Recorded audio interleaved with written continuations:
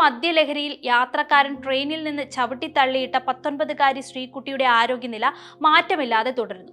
വീഴ്ചയിൽ തലയ്ക്കും നട്ടെല്ലിനും ഗുരുതരമായി പരിക്കേറ്റ ശ്രീകുട്ടി തിരുവനന്തപുരം മെഡിക്കൽ കോളേജ് ആശുപത്രിയിൽ തീവ്രപരിചരണ വിഭാഗത്തിൽ ചികിത്സയിലാണ്.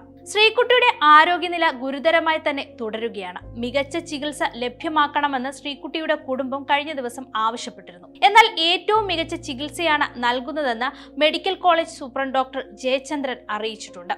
പെൺകുട്ടി അപകടനില തരണം ചെയ്തിട്ടില്ലെന്നും ന്യൂറോ ഉൾപ്പെടെ എല്ലാ വിഭാഗങ്ങളും ചേർന്നുള്ള ചികിത്സയാണ് നിലവിൽ നൽകുന്നതെന്നും ഡോക്ടർ ജയചന്ദ്രൻ വ്യക്തമാക്കിയിട്ടുണ്ട്. തലച്ചോറിനാണ് പരിക്കേറ്റിരിക്കുന്നത്. തലച്ചോറിൽ ചതവുണ്ടെന്നും കണ്ടെത്തി. സർജിക്കൽ ICUവിലാണ് പെൺകുട്ടി ഇപ്പോൾ ഉള്ളതെന്നും വെന്റിലേറ്ററിന്റെ സഹായം ഇപ്പോഴും നൽകുന്നുണ്ടെന്നും ഡോക്ടർ ജയചന്ദ്രൻ പ്രതികരിച്ചിട്ടുണ്ട്.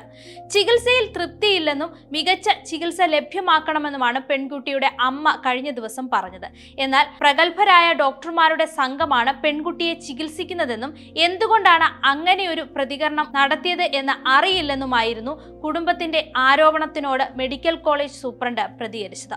പ്രതി പനിച്ചിമൂട് സ്വദേശി സുരേഷ് കുമാറിനെതിരെ വധശ്രമത്തിനാണ് കേസെടുത്തിരിക്കുന്നത്. ഇയാളെ മജിസ്ട്രേറ്റിനു മുന്നിൽ ഹാജരാക്കി റിമാൻഡ് ചെയ്തു.